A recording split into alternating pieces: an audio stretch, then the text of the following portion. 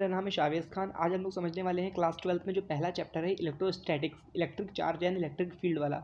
उसमें जो न्यूमेरिकल आते हैं उसके बारे में हम लोग समझने जा रहे हैं। तो आप लोग को पता है न्यूमेरिकल बताने से पहले इसमें कई तरह के न्यूमेरिकल आते हैं। तो सबसे पहला वाला जो पार्ट आज हम लोग इसमें करने वाले हैं वो है इलेक्ट्रोस्टैटिक फोर्स के बारे में। जो बल लगता है इलेक्ट्रोस्टैटिक बल, जिसको कूलॉम फोर्स भी बोलते हैं, कूलॉम बल भी बोलते हैं, इस पर किस तरह के न्यूमेरिकल आते हैं वो हम लोगों को देखना है। तो न्यूमेरिकल जानने से पहले जो फॉर्मूला यूज़ होने वाला है हम लोगों को वो पता होना चाहिए। तो फॉर्मूले में कौन कौन से टर्म यूज़ होते हैं और क्या होता है ये फोर्स समझते हैं पहले। आपको पता है चार्ज, आपको पता है कितने तरह का होता है? दो तरह का होता है। चार्ज आपने पढ़ा होगा दो तरह का, एक होता है प्लस चार्ज और एक क्या होता है? Minus charge. तो अगर चाहे प्लस प्लस वाला चार्ज हो चाहे माइनस माइनस, दोनों सेम तरह के चार्ज आसपास रखे जाते हैं तो उनके बीच में किस तरह का फोर्स लगता है? उनके बीच में लगता है रिपल्शन फोर्स। क्या लगता है? रिपल्शन फोर्स लगता है उनके बीच में। रिपल्शन का मतलब क्या होता है? एक दूसरे को दूर दूर भेजते हैं वो रिपल्शन फोर्स में। इसको हिंदी में प्रतिकर्षण फोर्स बोलते हैं, प्रतिकर्षण बल बोलते हैं। अगर प्लस और माइनस लग रखे हैं अलग अलग पास में ही और जो है किसी दूरी पर, तो उनके बीच में किस तरह का फोर्स लगेगा? ये एक दूसरे को अपनी तरफ खींचेंगे, आकर्षण बल या अट्रैक्शन फोर्स लगता है। अगर दो चार्ज हम एक को Q1 मान ले और दूसरे को Q2 मान ले, तो Q1 Q2 को अपनी तरफ खींचेगा और Q2 Q1 को अपनी तरफ खींचेगा। ठीक है, तो दोनों की डायरेक्शन सेम होगी लेकिन जो फोर्स लगाएंगे एक दूसरे के ऊपर वो क्या होगा? सेम होगा, इक्वल फोर्स होगा। ठीक है, तो अब हम लोग समझते हैं जो इस फॉर्मूला क्या है इसका, और फॉर्मूले में कौन कौन सी चीज़ें क्या क्या इस्तेमाल हो रही हैं, वो क्या चीज़ें हैं। सबसे पहले फॉर्मूला होता है फोर्स का K Q1 Q2 upon are square. यहाँ पे आपको पता होना चाहिए Q1 और Q2 क्या होते हैं। Q1 Q2 तो आपको बता दिया कि ये क्या होते हैं? चार्ज होते हैं। और दूसरे बात में यहाँ पे क्या आया है? फोर्स। एफ तो दिख ही रहा है, एफ का मतलब क्या हो गया? फोर्स। जो फोर्स निकालना है हम लोग को उसी को एफ डिनोट किया गया है। और क्या है? आर। आर क्या है? दोनों चार्ज कितनी दूरी पर रखे हैं उनके बीच की डिस्टेंस को हम क्या बोलते हैं? आर बोलते हैं, दूरी को। और यहाँ पे के क्या होता है? के को बोलते हैं कूलॉम कांस्टेंट।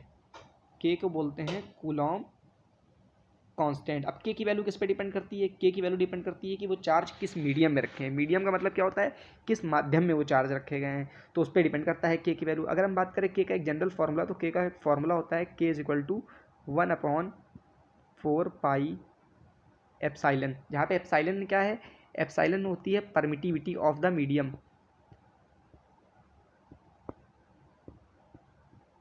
परमिटिविटी में अलग अलग मीडियम की अलग अलग होती है परमिटिविटी।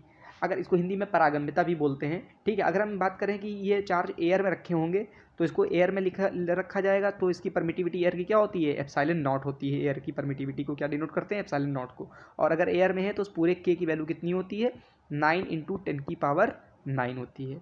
तो ये सब चीज़ें हो गई। ठीक है, 4 का मतलब तो 4 होता है, पाई का मतलब 3.14 होता है। अब चलिए हम लोग चलते हैं न्यूमेरिकल की तरफ। तो पहला न्यूमेरिकल है what is the force between two small charge spheres having charges of 2 × 10⁻⁷ Coulomb and 3 × 10⁻⁷ Coulomb placed 30 centimetre apart in the air. सबसे पहले आपको बोल दिया गया है ये दोनों चार्ज जो रखे हैं कहाँ रखे हैं? एयर में रखे हैं। अगर एयर में रखे हैं चार्ज तो के की वैल्यू फिक्स हो गई 9 × 10⁻⁹ अब आपको Q1 दिया है, Q2 दिया है, बीच की दूरी 30 सेंटीमीटर दी है। इसको हम मीटर में बदलेंगे दूरी को, क्योंकि चार्ज जो भी चीज़ लेते हैं हम लोग हमेशा SI यूनिट में रखते हैं और दूरी का SI यूनिट क्या होता है? मीटर होता है। इसीलिए हम लोगों को इसको क्या बदलना है? मीटर में करना है। तो चलिए देखते हैं, इसको थोड़ा सा जूम आउट कर लेते हैं, स्पेस बढ़ जाएगा। तो सबसे पहला काम क्या है? जो जो चीज़ें दी गई हैं उसको हम लोग क्या करते हैं? लिख लेते हैं। एक चार्ज आपके पास में है कौन सा? Q1 charge. दूसरा चार्ज क्या है? Q2। और कुछ दूरी पर रखे हैं ये, मान लिया बीच की डिस्टेंस क्या है? R है। अब जो जो चीज़ें आपको दी हैं लिख लीजिए। सबसे पहले आपको Q1 कितना दिया है? Q1 दिया गया है आपको 2 × 10⁻⁷। Q2 आपको कितना दिया है? 3 × 10⁻⁷। R कितना दिया है?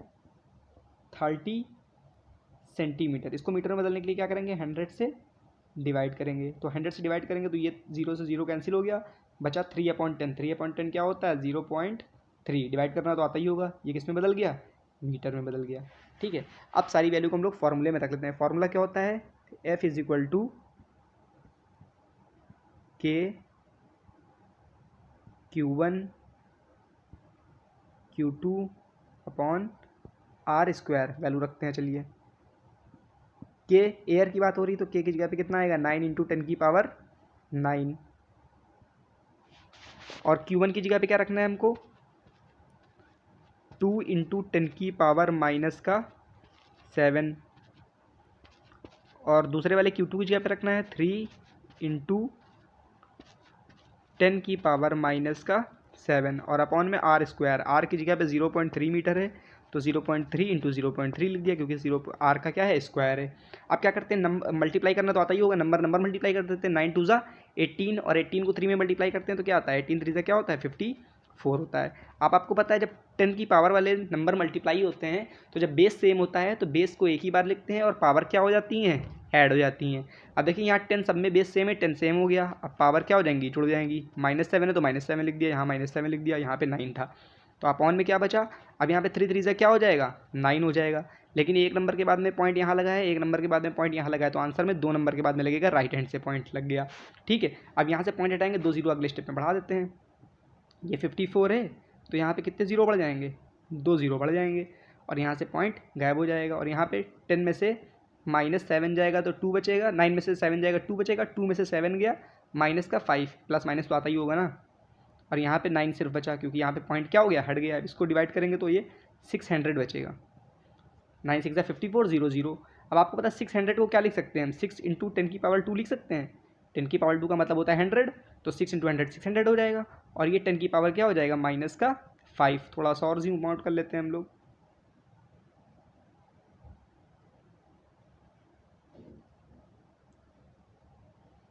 अब यहाँ पे क्या बचा, देखिए 6 इंटू ये 10 की पावर 2 है और ये -5 है, तो 2 और -5 हो जाएगा। तो यहाँ पे बचेगा 6 इंटू, अब 2 में से 5 जाता है, कितना बचा है, -3। ये आपका आ गया टोटल फोर्स, और फोर्स की यूनिट क्या होती है, न्यूटन। तो इसलिए आगे हम क्या लगा देंगे, न्यूटन। तो ये हो गया सॉल्व करने का तरीका। ये तो सिंपल सा सवाल था, इस तरह के सवाल आते हैं सिंपल से भी। तो अब अगला सवाल देखते हैं, थोड़ा हो सकता है लेवल अप हो उसका।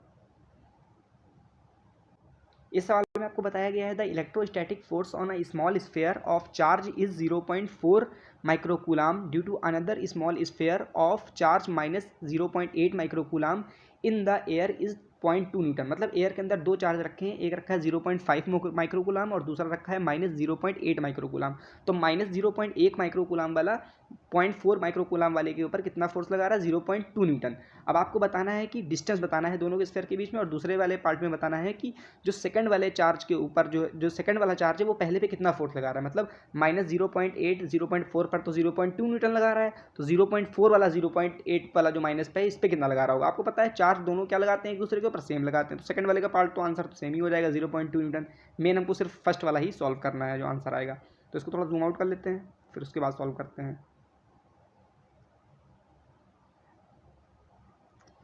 सबसे पहले क्या करते हैं, जो जो चीज़ें दी हैं उसको लिख लेते हैं। दो चार्ज दिए हैं आपको, एक को Q1 मान लेते हैं और दूसरे को क्या मान लेते हैं, Q2। दोनों के बीच की दूरी को हम क्या मान लेते हैं, R। यही R निकालना है।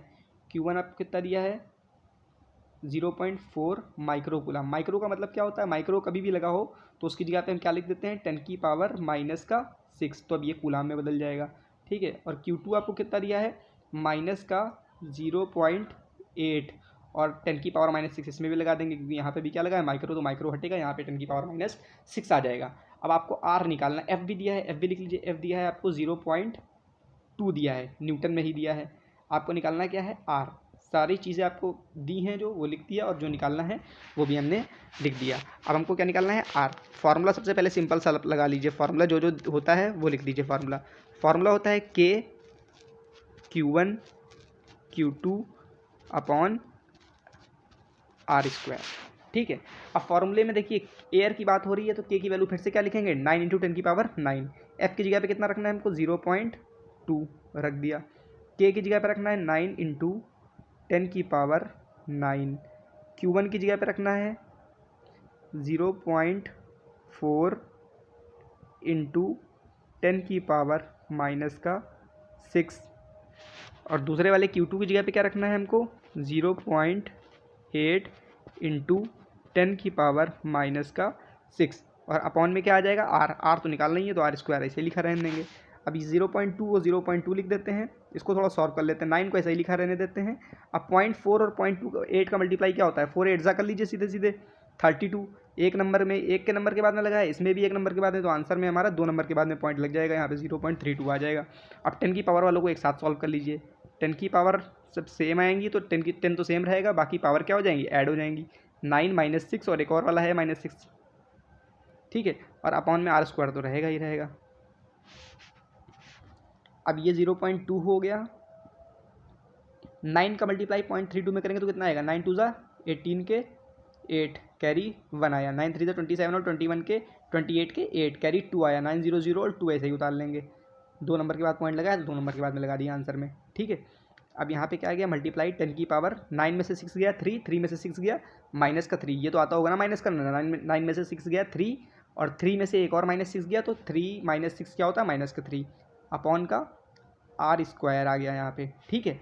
अब थोड़ा सा इसको जूम आउट कर लेते हैं, हमारे पास में स्पेस बढ़ जाएगा। आपको पता होगा ये r² नीचे है, हमको r निकालना है तो r को हम कहाँ भेज देते हैं, r² को इधर भेज देते हैं और ये 0.2 को इधर ले आते हैं, तो ये r² इधर आ जाएगा और हमारे पास में क्या बचेगा, यहाँ पे बचेगा 2.88 मल्टीप्लाई 10 की पावर -3 और अपॉन में यहाँ पे क्या बचेगा 0.2। अब देखिए यहाँ नीचे वाले में ऊपर 2 नंबर के बाद में पॉइंट लगाया, नीचे 1 नंबर के बाद में लगाया, तो ऊपर नीचे 1 का मल्टीप्लाई कर लेते हैं ताकि हमको पॉइंट को हम सॉल्व कर सकते हैं। आपको पता है नीचे 1 पॉइंट हटेगा तो ऊपर कितने जीरो बढ़ेंगे, एक ऊपर 1 पॉइंट हटेगा तो नीचे कितने जीरो बढ़ेंगे, 2 जीरो। तो 0 से और 0 क्या हो जाएगा, कैंसिल हो जाएगा। अब ऊपर ये देखिए 2 से ये कैंसिल भी हो जाएगा, 2 1 ज़ा 2, 2 4 ज़ा 8, 2 4 ज़ा 8 और यहाँ पे क्या बचेगा 10 की पावर, देखो ऊपर -3 है पहले से ही।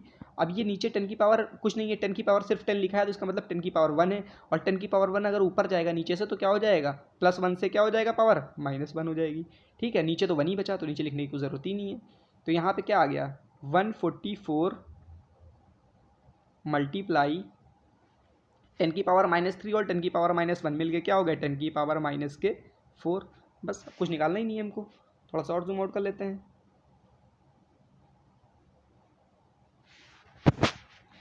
ये r² की वैल्यू आई है हमारे पास में 144 10 की पावर -2, तो r की वैल्यू क्या निकालेंगे, दोनों का रूट ले लेंगे। 144 का रूट क्या होता है 12 और 10 की पावर -4 का रूट क्या आ जाएगा, पावर आधा कर दीजिए, 10 की पावर -2। ये r किस में आया, मीटर में आया, यहीं आता आंसर लिख देंगे, कोई दिक्कत नहीं।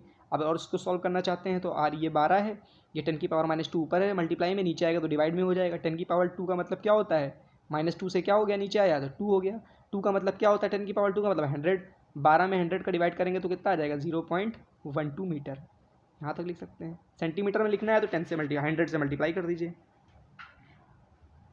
अब पार्ट 2 में कहा था क्या था कि दूसरे के ऊपर फोर्स कितना लगेगा, तो दूसरे के ऊपर फोर्स तो सेम ही लगेगा ना, तो पार्ट 2 वाले का आंसर तो सेम हो जाएगा। F बराबर कितना आ जाएगा 0.2 न्यूटन ही आ जाएगा। तो ये दोनों पार्ट का आपको क्या हो गया, आंसर हो गया, ठीक है।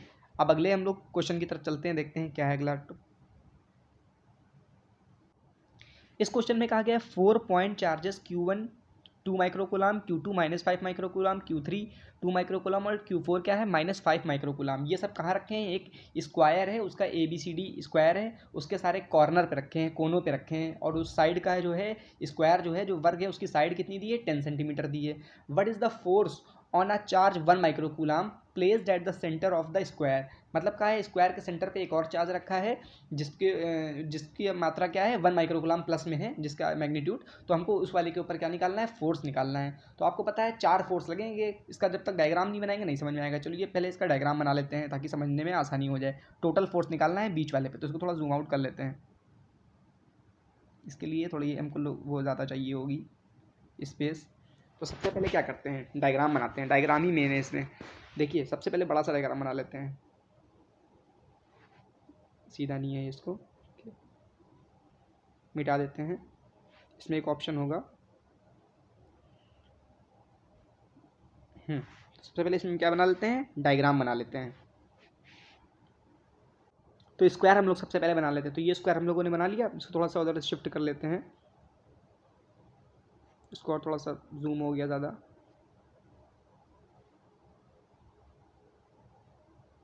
ये हमारे पास में आ गया आपका स्क्वायर। अब आप लोगों के लिए मैंने ये डायग्राम बना दिया ताकि आप लोगों को ज़्यादा टाइम खर्चा ना हो। देखिए 4 पॉइंट हैं और स्क्वायर है तो हमने स्क्वायर बना लिया। अब इसमें चारों कोनों पर 4 चार्ज रखे हैं, Q1 2 माइक्रोकूलाम, Q2 -5 microcoulomb, Q3 2 microcoulomb, Q4 क्या है -5 माइक्रोकुलाम। अब देखिए दो प्लस वाले चार्ज होते हैं तो एक दूसरे को दूर भेजते हैं, और जो माइनस वाले चार्ज होते हैं एक दूसरे को अपनी तरफ खींचते हैं। तो इस वाले चार्ज के ऊपर ये चारों जो है क्या लगाएंगे, फोर्स लगाएंगे। तो हमने मान लिया ये बीच में रखा है, ये बीच वाला चार्ज, जिसको हमने क्या माना है, क्यू माना है 1 माइक्रोकुलाम का। अब इस क्यू के ऊपर ये जो Q1 लगा रहा है, ये फोर्स, ये Q1 इसको कैसे फोर्स लगा रहा होगा, Q1 भी प्लस में है और Q2 भी प्लस में है। ये Q1 जो लगा रहा होगा, मान लिया वो F1 फोर्स लगा रहा है, वो तो दूर भेजेगा ना, इधर वाला भेजेगा इसको। तो हमने मान लिया Q1 जो फोर्स लगा रहा है वो F1 लगा रहा है, दूर भेज दिया हमने, यहाँ पे दिखा दिया आपको भेजते हुए दूर। ठीक है, इसी तरह Q2 क्या कर रहा है, Q2 माइनस में है और Q1 प्लस में है, तो ये अपनी तरफ इसको खींचेगा Q2, तो F2 मान लिया हमने, इधर खींच रहा है, इधर वाला लगा दिया हमने। ठीक है, इसी तरह Q3 क्या कर रहा है, Q3 भी प्लस में है, ये भी प्लस में है, Q भी, तो Q3 क्या कर रहा होगा, इसको इधर दूर भेज रहा होगा, तो हमने F3 मान लिया, इधर आ गया। इसी तरह Q4 क्या कर रहा होगा, Q4 माइनस में है और Q किस में है, प्लस में, तो Q4 अपनी तरफ खींचेगा इसको, तो हमने यहाँ पे Q4 को डिनोट कर दिया, चारों हर तरह से डिनोट होगा। और आपको पता होगा सबके बीच में किस तरह का एंगल है, 90 का एंगल है। क्यों 90 का एंगल है, क्योंकि आपको पता है पूरा एंगल कितना होता है सर्कल में, 360, और ये चारों आपको पता है स्क्वायर में सारे जो है एंगल क्या होंगे, सेम होंगे। तो ये भी 90, ये भी 90, ये भी 90 और ये भी 90। और आपको इसलिए हमने डिस्टेंस भी निकाल दी। देखो r सेंटीमीटर में दिया है 10 सेंटीमीटर, तो सेंटीमीटर को मीटर में बदलेंगे तो 10 × 10 की पावर क्या हो जाएगा, -2 मीटर हो जाएगा। इसी तरह आपको पता है पाइथागोरस से अगर ये 10 है और ये भी 10 है और ये भी 10 है, तो ये क्या हो जाती है पूरी 10√2 हो जाएगी। पाइथागोरस थ्योरम तो पता ही होगी आप लोग को। इसी तरह ये पूरा भी यहाँ से यहाँ तक 10√2 होगा, लेकिन आधे की अगर हम बात करें सिर्फ, तो आधा कितना होगा, 10√2 को 2 से डिवाइड करोगे तो 10/√2 आ जाएगा। ठीक है, तो सारी डिस्टेंस आपको पता चल चुकी है। अब सीधे हम लोग F1 F2 F3 F4 की वैल्यू निकालते हैं। तो इसको थोड़ा सा हम लोग क्या करते हैं, सबसे पहले जूम आउट करते हैं। ये सवाल थोड़ा अच्छा है, इसको आप लोग एक दो बार वीडियो को दोबारा से देखेंगे तब आप लोगों को समझ में सही से आएगा। ठीक है, तो देखिए सबसे पहला काम क्या है, F1 निकालना। आपको फॉर्मूला सेम, अभी वैल्यू कुछ नहीं रखनी है फॉर्मूले में। हम लोग क्या करते हैं, कभी भी वैल्यू फॉर्मूले में नहीं रखते हैं पहले। ठीक है, F बराबर क्या होता है, K Q1 Q2 upon R square. तो K की जगह K रखेंगे, Q1 की जगह पे Q1 रख देते हैं और Q2 की जगह पे Q2 रख देते हैं। ठीक है, और अपॉन में R स्क्वायर।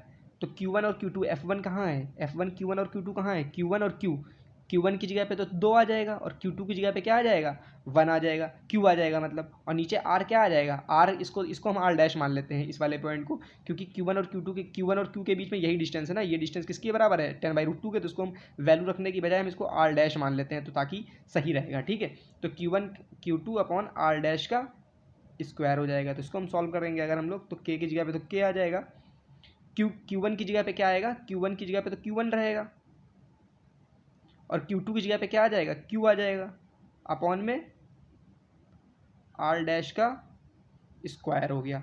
ये हमारे पास में आ गया F1। इसी तरह F2 अगर हम निकालें तो F2 क्या कैसे निकालेंगे, F2 बराबर क्या होगा, फॉर्मूला तो वही लगेगा, K F2 किसके किसके बीच में है, Q2 और Q के बीच में है। तो Q1 Q2 आएगा, Q1 की जगह पे तो Q1 की जगह पे तो Q लिख देते हैं सीधे, और Q2 की जगह पे भी -5 लिख देते हैं। Q2 अलग है ना, Q2 अपॉन R कितना आएगा, यहाँ पे भी R डैश रहेगा, इसके और इसके बीच की डिस्टेंस क्या है, R डैश आ जाएगी। F1 आ गया, F2 आ गया, इसी तरह F3 निकालते हैं। F3 के लिए भी K, ये F3 क्या है, Q3 और Q के बीच का Q3 और Q के बीच का फोर्स, Q3 और Q1 तो सेम है ना। देखिए आप लोग, Q3 भी 2 माइक्रोकुलाम है और Q1 भी 2 माइक्रोकुलाम है, तो अलग अलग क्यों लिखे हम, Q3 को भी क्या लिखेंगे हम, Q1 ही लिखेंगे, क्योंकि Q1 और Q3 तो सेम है ना, तो अलग अलग इतने सारे वेरिएबल करने की क्या जरूरत है।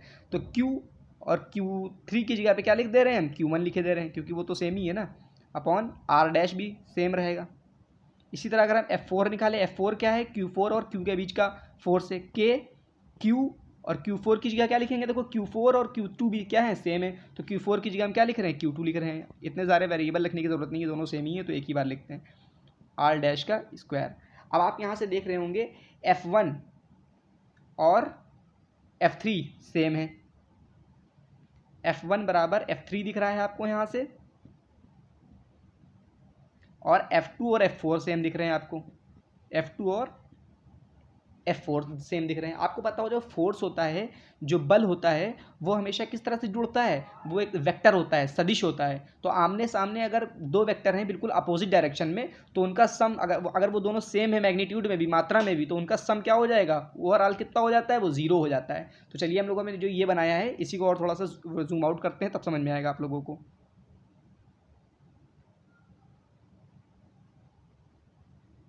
ठीक है। ये देखिए F1 हमने क्या बताया, F1 और F3 सेम है, तो F1 इस साइड है आपका और ये है आपका F3। तो F1 और F3 सेम है, तो F3 की जगह पे भी हम क्या लिखे दे रहे हैं, F1 लिखे दे रहे हैं। और इस तरह F2 और F4 भी सेम है, तो F2 की जगह पे F2 रखेंगे हम, और F4 की जगह पे क्या लिखे दे रहे हैं, F2 लिखे दे रहे हैं यहाँ पे भी, क्योंकि F2 और F4 क्या है, सेम। अब ये बताइए, ये दोनों अगर अपोजिट डायरेक्शन में है और सेम है, तो इधर वाले का जो ओवरऑल क्या होगा, जीरो हो जाएगा। इस डायरेक्शन में जो फोर्स हो जाएगा, अगर इसको हम एक्स डायरेक्शन मान लें और इसको हम इस तरह वाली डायरेक्शन को वाई मान लें, तो यहाँ पे एफ एक्स क्या होगा, इस डायरेक्शन में फोर्स कुछ होगा, इस डायरेक्शन में कोई फोर्स होगा, इधर जितना जा रहा है उतना इधर जा रहा है, तो दोनों ओवरऑल क्या हो जाएंगे, जीरो। तो एफ एक्स डायरेक्शन में फोर्स कितना हो जाएगा, जीरो हो जाएगा। इसी तरह दूसरी डायरेक्शन में, इस डायरेक्शन में बात करें, इस डायरेक्शन में कोई फोर्स होगा, इस तरफ कोई फोर्स होगा, नहीं होगा, क्योंकि F2 और F4 क्या है आपके, सेम है, F2 F4। जब F2 और F4 सेम है, तो ये भी क्या हो जाएगा, इस डायरेक्शन में जीरो हो जाएगा, Fy भी क्या हो गया, जीरो हो गया। इसलिए आपका पूरा टोटल फोर्स क्या आ गया, बीच वाले चार्ज के ऊपर जीरो आ गया। तो इसको अच्छे से समझने की ज़रूरत है। सबसे पहले बेहतरीन सवाल है, इस तरह के क्वेश्चन आते हैं, एक आध क्वेश्चन आ सकता है, आएगा तो लॉन्ग नहीं आएगा, तो ये बढ़िया सवाल था, इसको आप लोग नोट करिए, समझिए 2-3 बार देख के। चलिए अगला सवाल हम लोग देखते हैं। इसीलिए इसके बाद क्या सवाल है, इसके बाद का सवाल ये रहा आपके पास में। इसके बाद सवाल है, a polythene piece rubbed with wool is found have a negative charge on 3 × 10⁻⁷ आपको निकालना है number of electron transferred from which to which is there a transfer of mass from wool to polythene. इसने कहा है कि एक polythene को हम किस में रगड़ते हैं, एक उसमें रगड़ते हैं, वूल मतलब ऊन में रगड़ते हैं, तो जो है क्या होता है, निगेटिव चार्ज जो है ट्रांसफ़र होता है विद रब्ड इज, हाँ। तो इसने कहा है कि a negative charge a polythene piece rubbed with wool is found have a negative charge of, हाँ, तो पॉलीथीन के ऊपर कितना चार्ज हो जाता है, 10 × 3 × 10⁻⁷ का निगेटिव चार्ज आ जाता है। तो इसका मतलब निगेटिव चार्ज कब आता है, जब इलेक्ट्रॉन आ जाएंगे तो निगेटिव चार्ज आ जाएगा। इसका मतलब वूल के अंदर से इलेक्ट्रॉन निकल के कहाँ आ गए होंगे, पॉलीथीन के अंदर आ गए होंगे। तो वही निकालना है कितने इलेक्ट्रॉन आए। और पूछा है क्या मास भी आ गया होगा कुछ वूल से पॉलीथीन में, बिल्कुल आया होगा। जब इलेक्ट्रॉन आया तो इलेक्ट्रॉन का जितना मास होगा उसके साथ में उतना मास भी आ जाएगा, उसका द्रव्यमान आ जाएगा। तो द्रव्यमान मतलब मास होता है। तो इसको हम थोड़ा सा जूम आउट कर लेते हैं, तो फिर उसके बाद सॉल्व करते हैं।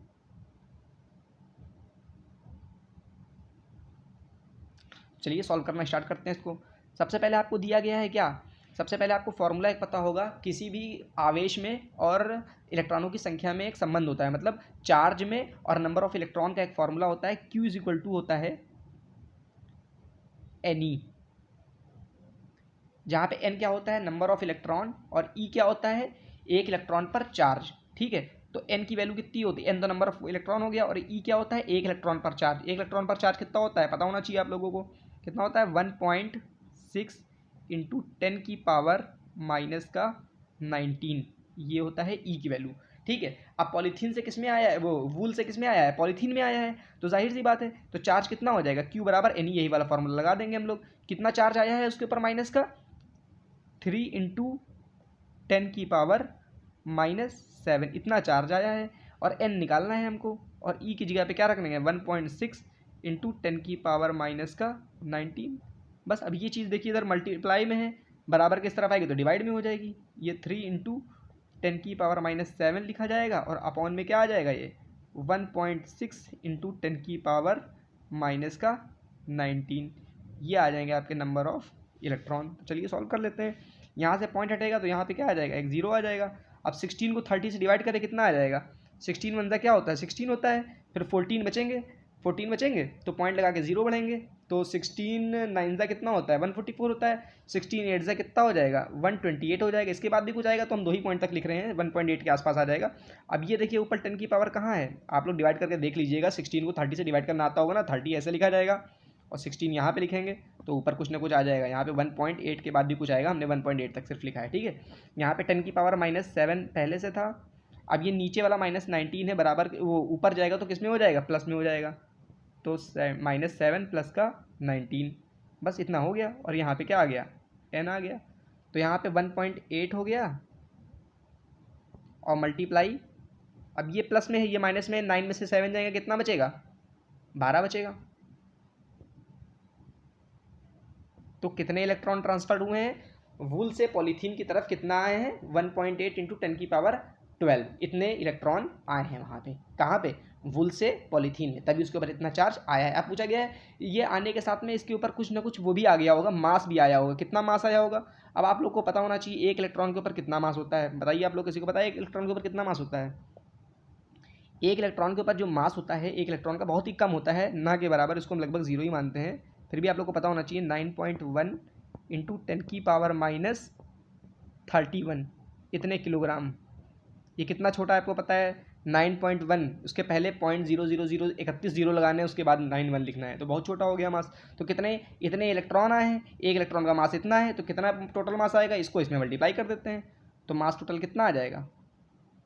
ये एक इलेक्ट्रॉन का मास है, तो मास हो जाएगा 9.1 इंटू 10⁻31 और मल्टीप्लाई किससे करना है? 1.8 इंटू 10⁻12 से। बस आंसर आ जाएगा आपका। 9.1 को 18 से मल्टीप्लाई करना है, 18 + 18 के 8 आ जाएगा, कैरी आ जाएगा 1, 18 9 से कितना होता है? 162, 162 और ये 163 हो जाएगा। ये कैलकुलेशन फास्ट होनी चाहिए। ये 1 और 1, एक नंबर के बाद यहाँ पॉइंट लगा, एक नंबर के बाद यहाँ लगा, तो 16.38 इंटू 10 की पावर ये -31 है, और ये प्लस में क्या है? 12 है। -31 और प्लस का क्या है? 12। सॉल्व कर लीजिए। 16.38 इंटू 10 की पावर माइनस में 31 में से 12 जाएंगे, कितना बचेगा? 11 में से 2 गया 9, 2 में से बन गया 1, इतना किलोग्राम। फिर भी बहुत ही कम है। इतने सारे इलेक्ट्रॉन आने के बाद में सिर्फ कितना मास ट्रांसफर हुआ है? 16.38 इंटू 10 की पावर -19 किलोग्राम। बस इतना सा आंसर है, यही आंसर होगा। बढ़िया था। फॉर्मूले आप लोग को पता होना चाहिए, आंसर तुरंत आ जाएगा। ठीक है, समझ में नहीं आया हो दोबारा देखिए फिर से आप। ये है अगला सवाल हमारे पास में।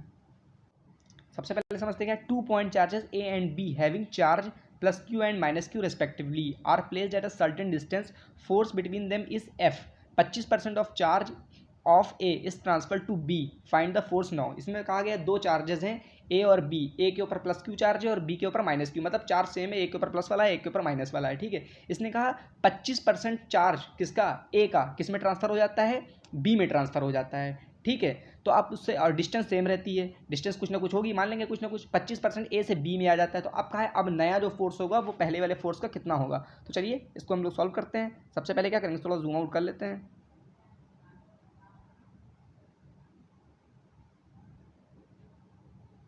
यहाँ पे कर लेते हैं।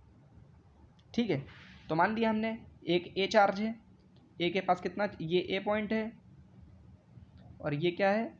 बी पॉइंट है। ए के ऊपर कितना चार्ज है? प्लस का क्यू,